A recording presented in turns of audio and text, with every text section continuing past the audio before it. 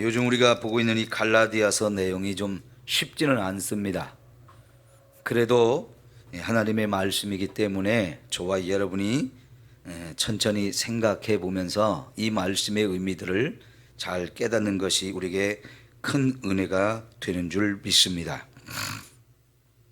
지금까지 앞에서 한 이야기를 조금 정리를 해보면 우리가 하나님 앞에서 의롭다 인정받는 것이 율법으로 되는 것이 아니고 믿음으로 되는 것이다 그랬습니다. 우리가 율법을 지켜가지고 하나님 앞에서 의롭다함을 받을 수 있다면 하나님이 굳이 예수님을 이 땅에 보내주실 이유가 없었던 거지요.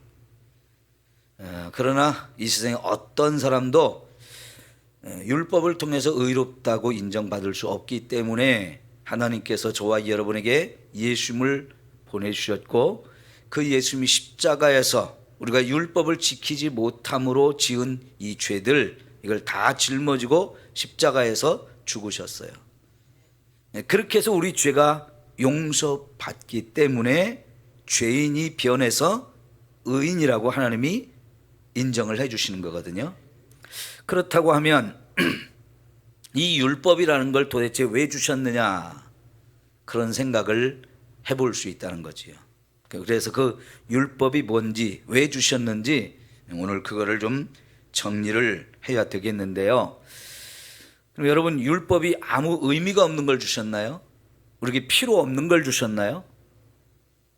아니요. 율법은 분명히 필요합니다. 그래서 주신 거예요. 근데 그 주신 율법을 유대인들이 먼저 오해를 했어요. 이걸 잘 지키면 너희들 의롭다고 인정해 줄게 이렇게 이해를 했어요. 근데 그게 아니라는 거지요. 여러분 사도 바울이 로마서 7장에 가면 오호라 나는 권고한 자로다 하면서 엄청난 고민을 털어놓고 있어요. 내가 마음으로는 하나님의 법을 지키기를 굉장히 원하는데 살아보니까 그게 아니더라는 거예요. 내 육체가 죄의 지배를 받아가지고 내가 마음이 원하는 그 하나님의 율법을 지키는 거 그걸 못하게 만들더라는 거예요. 그 마음의 법과 육체의 법이 따로따로 있어가지고 마음이 원하는 걸 그거를 내 육체가 따라가지 못하다라는 거예요. 그러니까 여러분 내 마음은 정말 하나님 말씀대로 지켜서 착하고 선하게 이렇게 살아가지고 하나님께 의롭다 인정받고 싶은데 내 육체가 죄의 지배를 받으면서 그걸 못 따라가니까 둘 사이에 갈등이 생기고 고민이 생기는데 이런 내 자신을 볼 때 바울이 얼마나 스스로 자신에 대해서 절망하고 낙심합니까? 지금 그런 부분을 우리가 생각해 볼 때 여기 19절에 그런즉 율법은 무엇이냐라고 물으면서 첫 번째 주는 말씀이 뭡니까? 범법함으로 더하여진 것이다 그랬어요. 범법함으로 더해졌다. 법을 범하는 자가 되었기 때문에 저와 여러분에게 율법을 주셨다는 뜻인데요. 이 말을 쉽게 이해를 하자면 저와 여러분이 죄인이라는 걸 드러내게 하기 위해서 하나님이 율법을 주셨다는 거예요. 자, 이걸 좀 더 쉽게 표현한 구절을 한번 우리가 찾아보겠는데요. 로마서 3장 10절 말씀. 로마서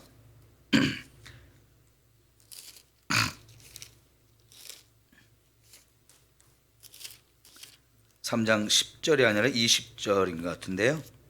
로마서 3장 20절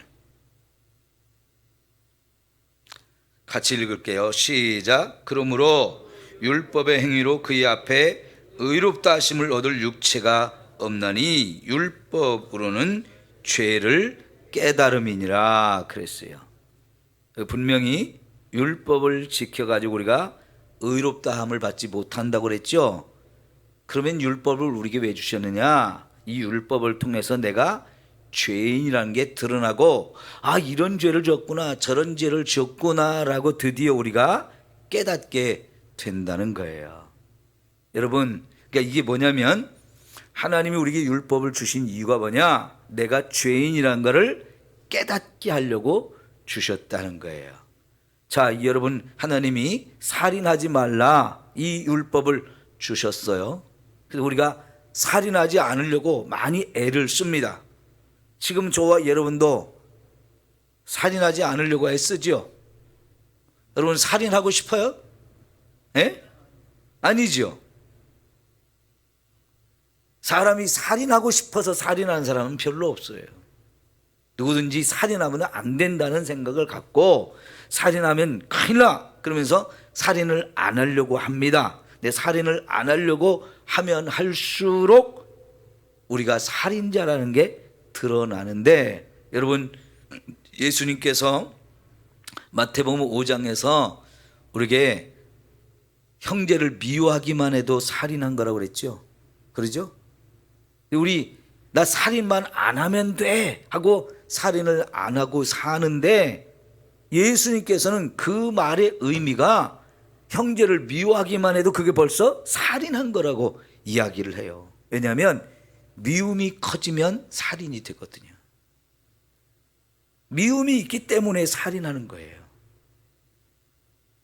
그러니까 여러분, 이런 살인하지 말라 이런 법이 없으면 저와 여러분이 살인을 해놓고도 그게 죄라고 하는 걸 모르게 되는데, 하나님이 살인하지 말라, 거짓말하지 말라, 도둑질하지 말라, 간음하지 말라 이런 여러 가지 법을 주셨는데, 그 법 앞에 내가 서보니까 나 도둑질도 했네, 거짓말도 했네, 이런 것들이 이제 깨달아지는 거예요. 바로 이것 때문에 하나님이 저와 여러분에게 율법을 주셨다는 거예요. 그러면 여러분, 이 율법을 주신 이유가 커요, 안 커요? 네? 율법을 주신 게 잘한 거예요? 아니면 잘못된 거예요? 하나님이 율법을 통해서 내가 죄인인 걸 자꾸 드러내는데요, 이게 좋은 거예요, 나쁜 거예요? 사람에 따라서는요, 그게 좋은 거라고 생각할 수도 있고 나쁜 거라고 생각할 수도 있어요. 왜냐하면요, 여러분, 우리 다 똑같잖아요. 죄를 져놓고도 감추고 싶고, 이게 안 드러났으면 좋겠고, 그래서 사람들 앞에 섰을 때 내가 에헴 하고 싹 숨기고 안 그런 척하고 살고 싶잖아요. 어떤 사람이 죄를 지었다고 해서 그게 확 드러나가지고 저는 죄인이야, 저는 죽일 놈이야, 이런 거 누가 원하겠어요? 아무리 죽어마땅한 죄를 지은 사람도요, 사람들이 몰랐으면 좋겠고요, 이걸 감출 수 있으면 끝까지 감추려고 하거든요. 그런데 율법이 딱 내게 와서 나를 딱 비추면서 너 봐봐, 너 죄 졌어 안 졌어 하고 법으로 거울을 보듯이 딱 들이대니까 내 죄가 딱 드러나거든요. 그러니까 인간적인 마음으로는 율법을 굳이 줘가지고 내가 죄인인 걸 자꾸 밝히네, 이게 짜증나는 거예요. 그런데 사실은 여러분, 내가 죄인이라는 걸 깨닫게 되면 그 다음에 우리는 어떻게 됩니까? 아이고 큰일 났다, 이미 엎질러진 물이 됐지만 이거 죄 없는 것처럼 해버릴 수는 없을까? 여러분, 우리가 손으로 하늘을 가린다고 해서 태양이 없는 거 아니잖아요. 문제는 죄를 짓고 났는데 내가 부인한다고, 나 죄 안 뒀다고 가려놓는다고 해서 죄가 없는 게 아니고 죄는 있거든요. 그렇다면 이 죄를 해결받아야 되는데 내 스스로 죄를 졌지만 해결할 능력이 없어요. 그래서 용서해주면 어떨까? 하나님이 나를 용서해주면 어떨까? 이게 이제 해결의 방법인데요, 하나님께서는요 용서도 해주시는 분이에요.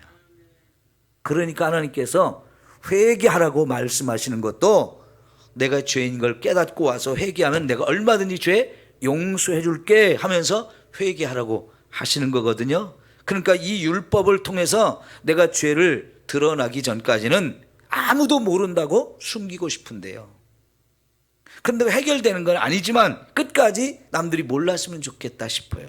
그런데 하나님이 우리 모든 죄를 아는데 어떻게 하나님을 속일 수 있겠어요? 하나님을 속일 수가 없는데 하나님께서 우리 죄를 알면서 아담을 찾아와 가지고 아담아 네가 어디 있느냐 하고 이렇게 찾아오시잖아요. 왜요? 아담이 죄인이라는 걸 깨닫게 해서 스스로 내가 죄인입니다, 나 용서해 주세요, 이렇게 자신의 죄를 내놓고 고백해서 용서받기를 원하시거든요. 그러니까 여러분, 우리가 죄인이라고 하는 거를 자꾸 부정할 때 하나님이 율법을 딱 갖다 대가지고 너 이래도 부정할래? 증거를 들이대는 거예요. 그럴 때 아이고 하나님 잘못했습니다, 비로소 우리가 자신의 죄를 인정하고 회개하게 되거든요. 그러니까 율법이 우리에게 반드시 필요한 거예요. 좋은 것이고, 그 죄를 깨닫지 못하게 하면 결국은 회개를 못 하거든요. 그러니까 회개 안 하면 어떻게 된다고요? 용서를 못 받으니까요. 여러분, 지옥 가는 사람이 왜 지옥 갑니까? 죄를 지어서 지옥 가는 것 같지만 죄를 지어놓고 회개를 안 하기 때문에 지옥 가는 거예요. 죄 짓는다고 다 지옥 가는 거 아니잖아요. 회개한 사람은 다 용서하시고 지옥 안 가게 해주셔요. 근데 죄 지어놓고 회개를 안 하기 때문에, 끝까지 회개를 안 하기 때문에 결국은 하나님께서 그 죄를 용서하실 수가 없는 거고, 그래서 그 죄 때문에 우리가 지옥에 가는 사람이 생기는 거예요. 그러니까 하나님이 율법을 주셔서 우리 죄를 깨닫게 하고 회개하고 용서받을 수 있는 길을 열어주신다는 거, 이거는 너무나 감사한 거지요. 첫째가 이렇게 율법을 주신 이유가 우리가 죄를 자꾸 짓고 사는데 그 죄를 율법을 통해서 깨닫게 해주시려고. 그래서 깨닫고 나면 회개하고 용서받는 길로 가니까 그게 이제 첫 번째 하나님이 우리에게 율법을 주신 이유다 말씀을 하고 있는 거지요. 자, 그래서요, 그 다음에 여러분 다시 갈라디아서 3장으로 가보시죠. 그런즉 율법은 무엇이냐? 범법하는 자로 범법함으로 더하여 주신 것이다 그랬고요. 그 다음에 천사들을 통하여 한 중보자의 손으로 베푸신 것인데 약속하신 자손이 오시기까지 있을 것이라 그랬어요. 자, 이 율법을 누구를 통해서 하나님이 주셨죠? 모세를 통해 주셨잖아요. 근데 모세는 중보자라고 여기 말합니다. 중보자는 하나님과 인간이 직접 만날 수가 없어요. 하나님은 거룩하시고 인간은 죄인이기 때문에 이 거룩한 하나님과 죄된 인간이 만나면 결국은 인간만 죽음을 당해요. 죄인인 우리가. 그래서 하나님과 우리 인간이 만나기 위해서 중간에 중보자를 세우는데 그게 바로 모세지요. 그래서 거룩하신 하나님과 죄인된 우리 사이에 모세가 대신 서서 하나님을 만나가지고 하나님 주신 율법을 받아가지고 와서 모세가 백성에게 선포했죠. 그래서 이렇게 중보자를 통해서 이제 우리에게 이런 율법을 주셨는데, 근데 그 율법이 뭐라고 그랬냐면 약속하신 자손이 오시기까지 있을 것이다 그랬어요. 여러분, 두 번째 우리가 이제 율법에 대해서 알아야 될 게 뭐냐? 약속한 자신이 오실 때까지만 있는 거라는 거예요. 약속한 자손이 누구예요? 예수님. 그 예수님이 오실 때까지만 율법이 하는 일이라는 거예요. 그럼 예수님이 오시고 나면 율법은 더 이상 역할이 없어요. 그러니까 율법이라는 것은 영원히 있는 게 아니고 예수님 오실 때까지만 그 역할을 합니다. 무슨 역할? 저와 여러분이 죄인이라는 것을 자꾸만 드러내는 역할. 이걸 이제 예수님이 오실 때까지 하고, 예수님이 오시면 그 율법이 하던 그 역할을 통해서 저와 여러분을 예수님께 딱 넘겨주는 거예요.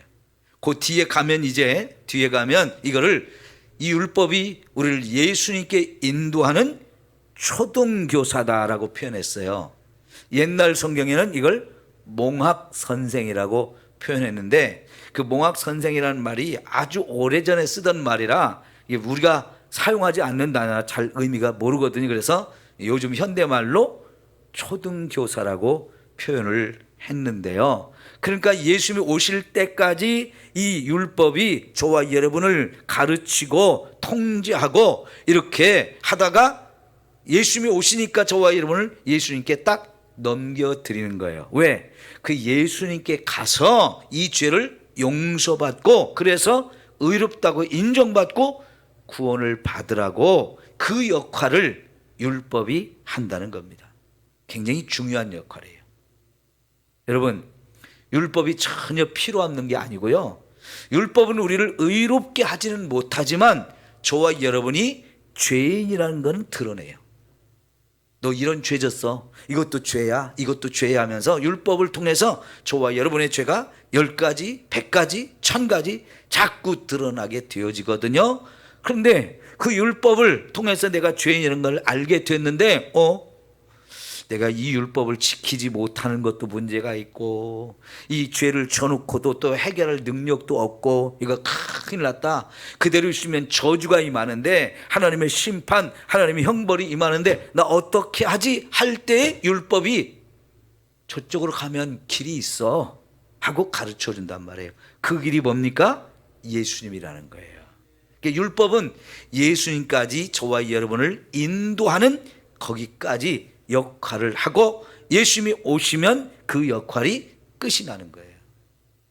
그러면 여러분, 이제 예수님을 믿는 저와 여러분, 예수님을 믿었어요?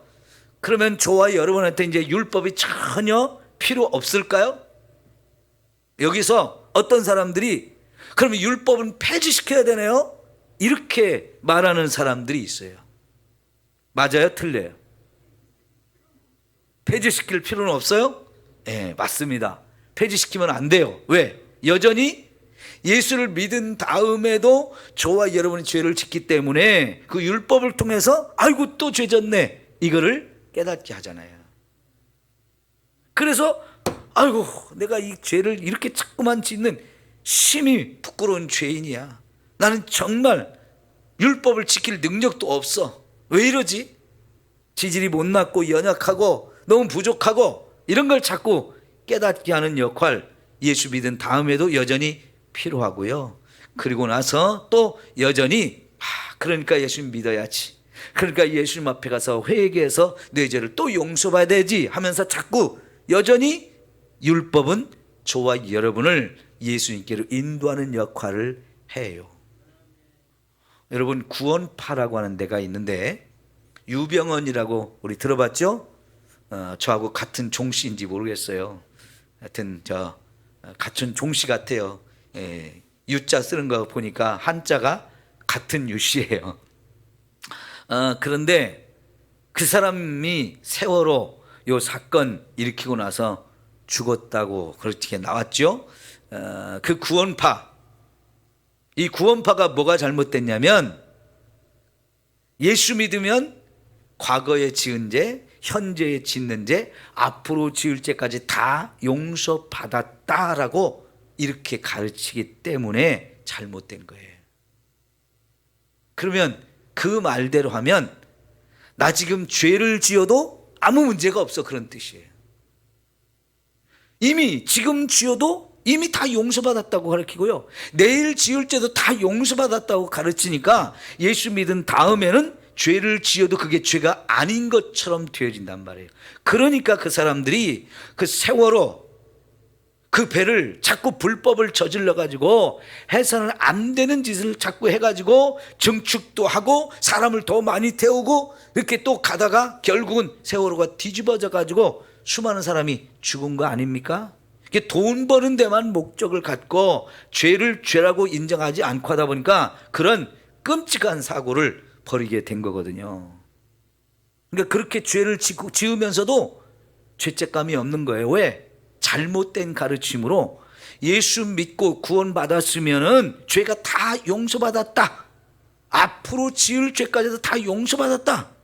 이렇게 말하기 때문에 그게 잘못된 건데요. 그렇게 되면 율법이 필요가 없는 거예요.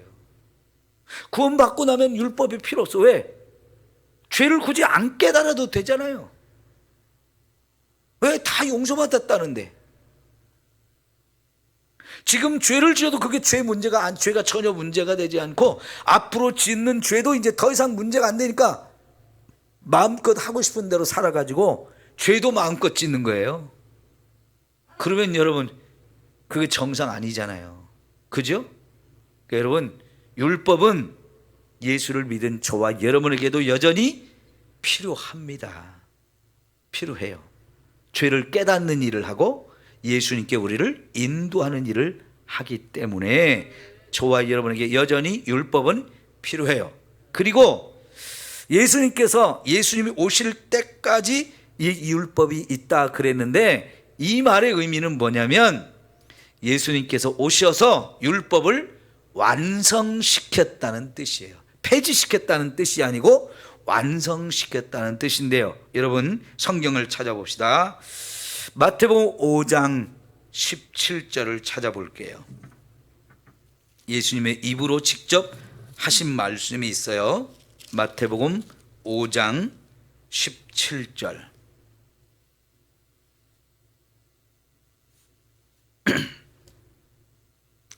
자, 시작. 내가 율법이나 선지자를 폐하러 온 줄로 생각하지 말라. 폐하러 온 것이 아니요 완전하게 하려 함이라. 아멘. 그래서 진실로 너희에게 이르노니 천지가 없어지기 전에는 율법의 1.1획도 결코 없어지지 아니하고 다 뭐라고요? 이루리라. 자, 여러분 예수님이 율법이 예수님 오실 때까지 그 일을 한다고 그랬는데 이 말의 참된 의미는 뭐냐면 예수님이 오실 때까지 역할을 하다가 이제 너 필요 없어. 너는 이제 할 일 다 했으니까 끝. 이게 아니고 예수님께서 오셔서 이제 율법을 완성하고 다 이루셨다는 뜻이에요. 직접 예수님이 내가 율법을 폐하러 온 게 아니고 율법을 완성시키러 오셨다 그랬죠. 완전하게 하려 함이라 그랬어요. 굉장히 중요한 말씀이죠. 이 말씀을 이제 로마서에서도 사도 바울이 설명하고 있는데요. 로마서 10장에 가볼게요. 10장 4절.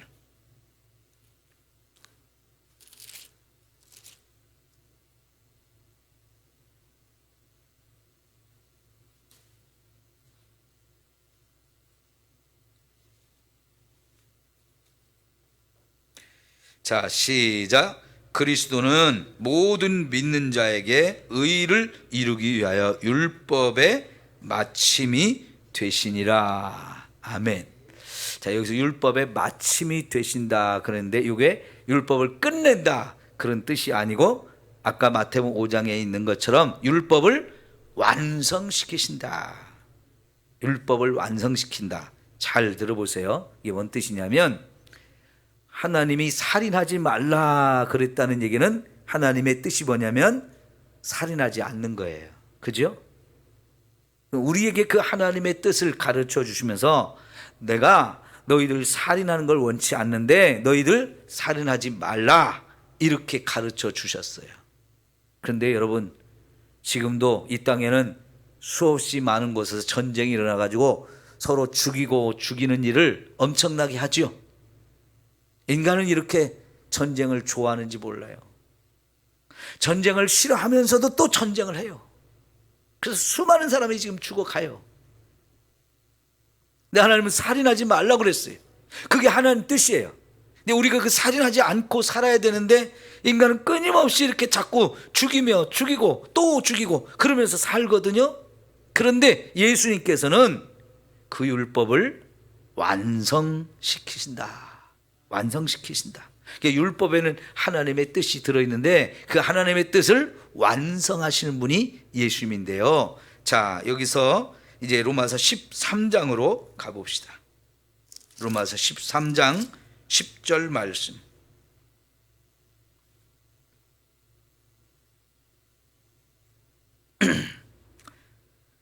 (8절부터) 읽어볼게요.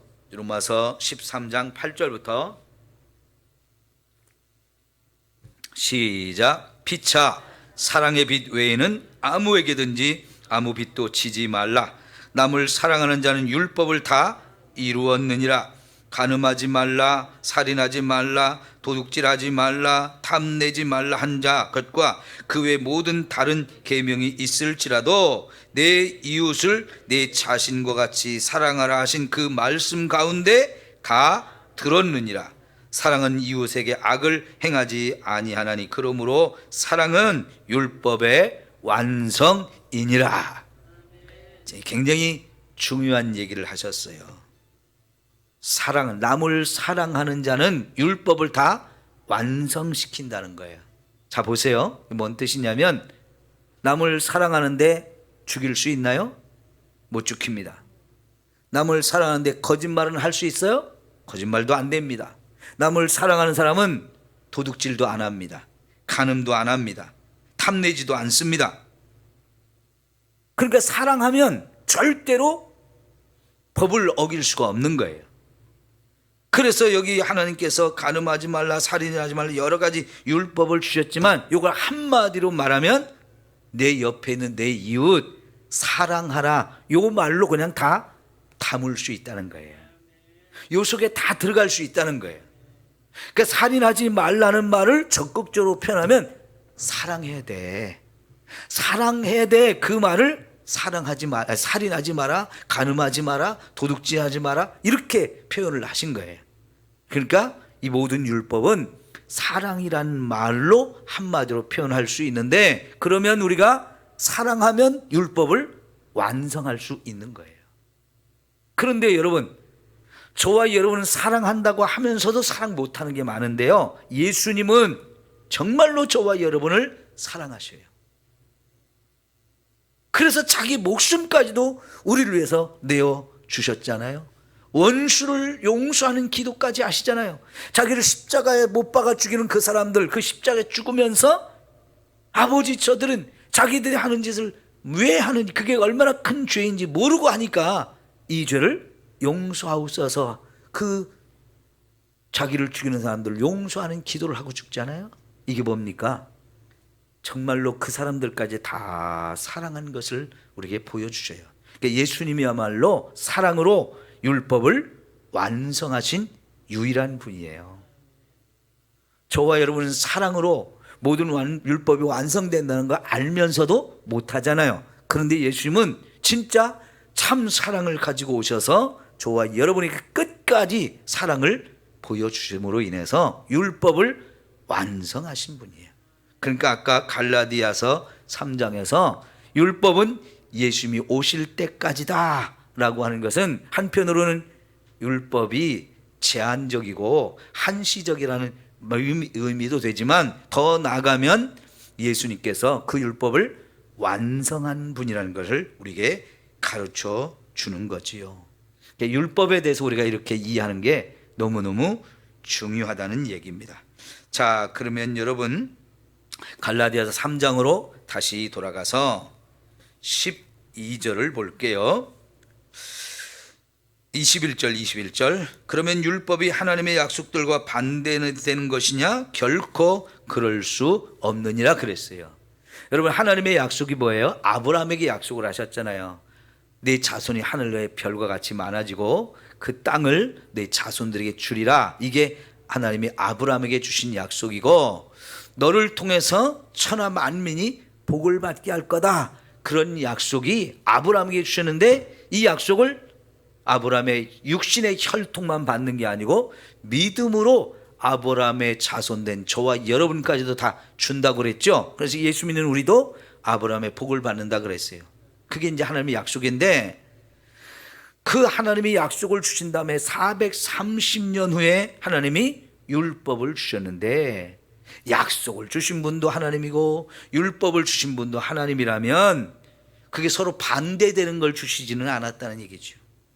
하나님은 어제나 오늘이나 영원토록 동일하신 분이기 때문에 율법도 주신 하나님이 약속도 주신 하나님이라. 그러면 율법과 약속이 서로 충돌되는, 서로 맞지 않는 걸 주신 게 아니고요, 같은 것을 주셨다는 거지요. 그래서 율법을 통해서 우리가 의롭게 되는 게 아니고, 아브라함이 하나님을 믿으니까 이 믿음을 보시고 의롭다 하신 그것이 지금까지 유효해서 율법을 가지고 의로우라고 주신 게 아니고 믿음으로 의로워진다는 것을 이렇게 세워주셨다 하는 거지요. 그럼 22절, 그러나 성경이 모든 걸 죄 아래 가두었으니 이는 예수 그리스도를 믿음으로 말미암는 약속을 믿는 자들에게 주려 함이라 그랬어요. 성경이 모든 걸 죄 아래 가두었다, 이 얘기가 무엇이 우리를 죄인이 되게 했어요? 율법이. 그래서 율법을 통해서 모든 사람이 죄인이라는 게 다 드러나는 거예요. 아까 로마서 3장 20절 우리가 봤죠? 근데 그 바로 23절에 보면 모든 사람이 죄를 범하였음에 라고 말하잖아요. 근데 모든 사람이 죄인이라는 걸 율법이 우리에게 가르쳐줘서 결국은 어떤 사람도 율법 앞에 섰을 때 나 완벽합니다 이렇게 말할 사람이 하나도 없이 다 죄인이 된 거예요. 그럼 죄인 된 저와 여러분이 어떻게 구원받나요? 예수님을 믿음으로 구원을 받게 된다는 거지요. 네, 그래요. 그게 이제 로마서 3장 23절에서도 또 같이 얘기하는 건데요. 다시 한번 확인해 볼까요? 로마서 3장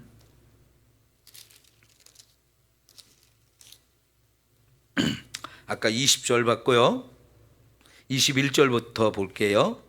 이제는 율법 외에 하나님의 한 의가 나타났으니 율법과 선지자들에게 증거를 받은 것이라 곧 예수 그리스도를 믿음으로 말미암아 모든 믿는 자에게 미치는 하나님의 의인이 차별이 없느니라. 모든 사람이 죄를 범하였음에 하나님의 영광에 이르지 못하더니 그리스도 예수 안에 있는 성령으로 말미암아 하나님의 은혜로 값없이 의롭다 하심을 얻은 자 되었느니라. 우리가 율법을 아무리 지키려고 해도 지키지 못해가지고 결국은 죄인이라는 게 드러나고 말았는데, 그 죄를 지어놓고도 해결을 못하는 저와 여러분을 위해서 하나님이 예수님 보내주셨고, 그 예수님이 우리 죄 가져오라고 해서 십자가에서 나를 대신해서 형벌을 받으면서 죽음을 당했는데, 그 사건이 저와 여러분의 죄를 속량하는, 죄를 용서하는 하나님의 방법이었다는 거죠. 그래서 그 예수를 믿을 때 저와 여러분의 모든 죄가 용서받고 이제 값없이 은혜로 의롭다고 인정을 해 주신다 하는 거지요. 네, 이게 바로 율법과 믿음의 차이인 것을 우리가 확인할 수 있게 되어지는 거죠. 다시 여러분 갈라디아서로 돌아갑니다. 이제 23절, 24절만 보고 마치겠습니다.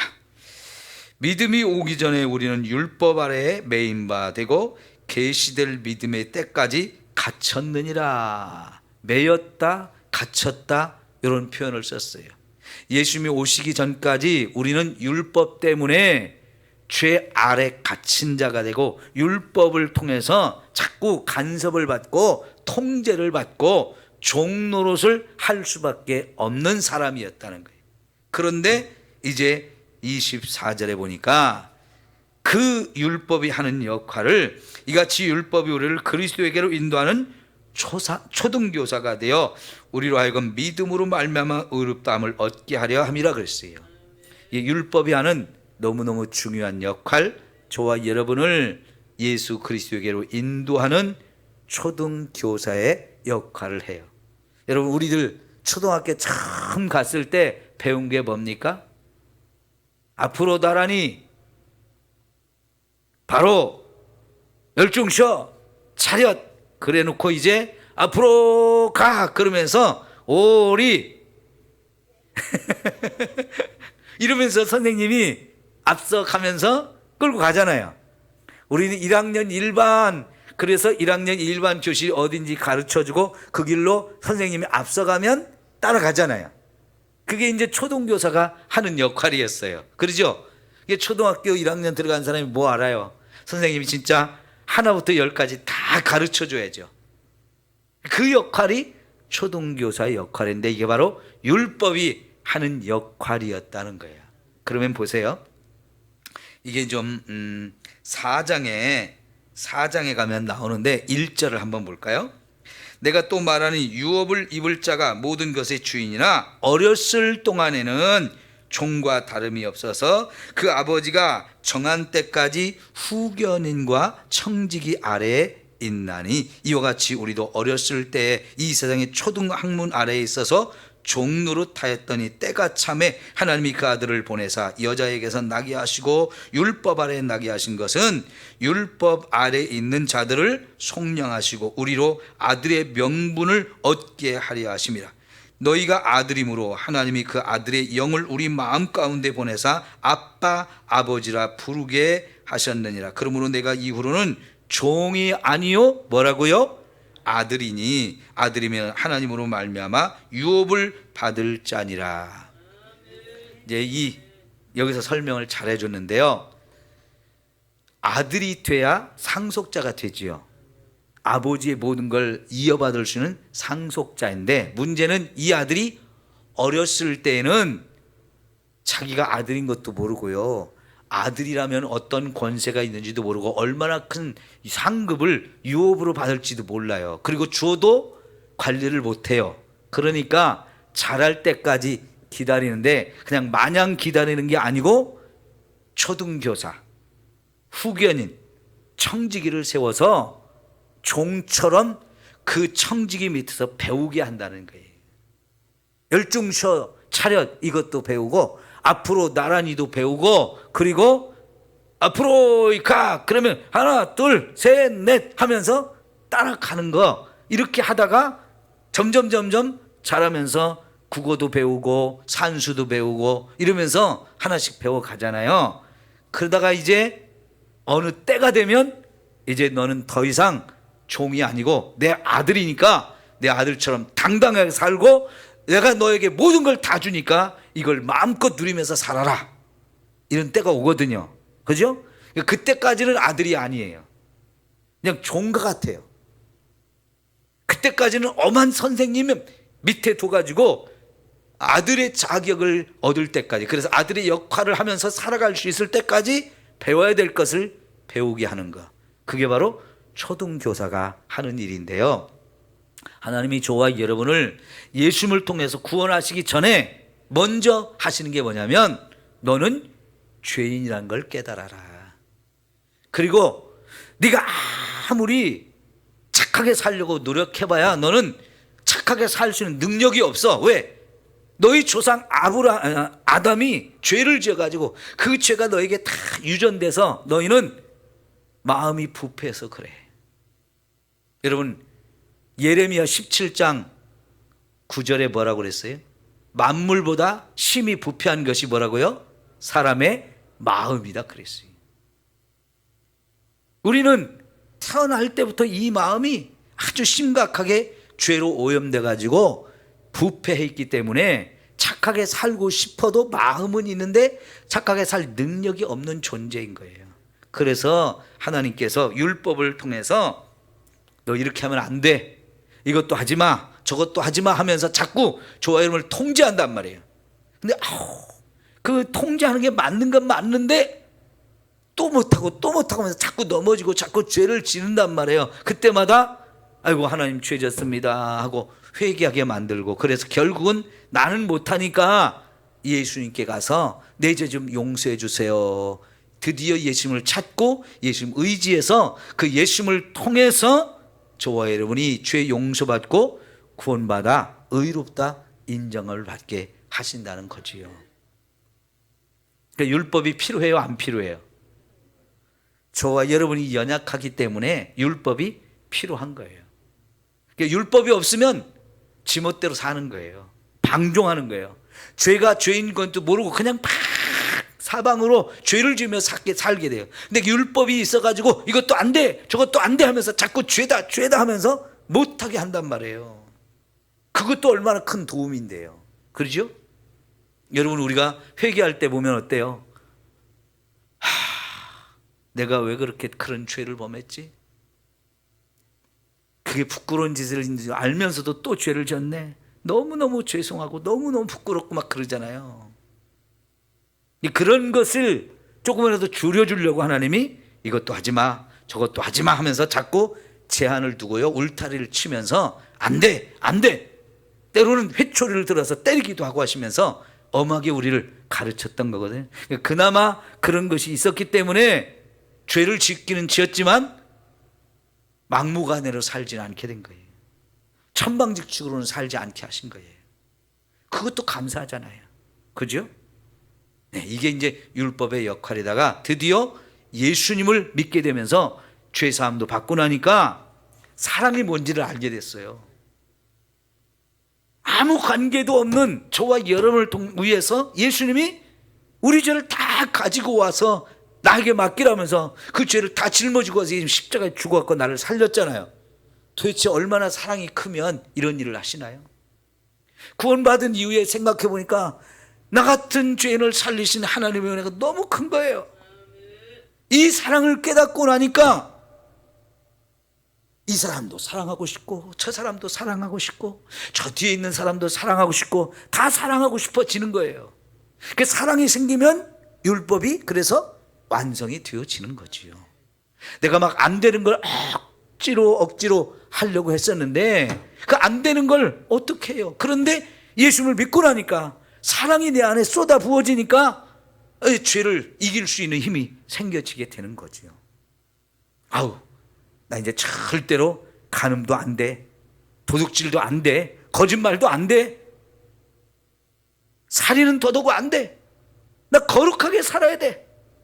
저 사람도 사랑하고 저 사람도 사랑하고 사랑해야지. 왜 내가 죽이겠어? 왜 훔치겠어? 이러면서 사랑이 우리에게 솟아나오면 율법은 자연적으로 완성이 되어져 가는 거예요. 근데 아직도 저와 여러분은 그 사랑이 부족해서 율법을 완성하지 못합니다만은 예수님은 완성하신 분이에요. 그래서 그 예수님을 우리가 닮아가는 거, 그게 지금 저와 여러분이 살고 있는 겁니다. 그래서 여러분 27절 보십시오. 누구든지 그리스도 합하기 위하여 세례를 받은 자는 그리스도로 옷 입었느니라 그랬는데, 이게 뭔 얘기냐고요? 그리스도가 내 옷이 되었대요. 다시 말하면 그리스도를 닮은 사람이 되어진다는 거예요. 저와 여러분이 여기까지 가야 됩니다. 예수님으로 옷 입은 사람. 그래서 누가 봐도 나도 예수님 닮은 사람이 되어서 말하는 것도 행동하는 것도 살아가는 모든 것도 다 예수님처럼 살아갈 수 있는 여기까지 가야 되는데요, 아직은 우리가 덜 닮았죠. 닮은 것도 있지만 못 닮은 것도 아주 많아요. 그런데 그 못 닮은 것이 예수님 더 닮아가도록 자꾸 우리 노력하고 힘쓰면서 살아야 할 줄 믿습니다. 그래서 여러분 마지막으로 너희가 그리스도의 것이면 곧 아브라함의 자손이요 약속대로 유업을 이을 자니라.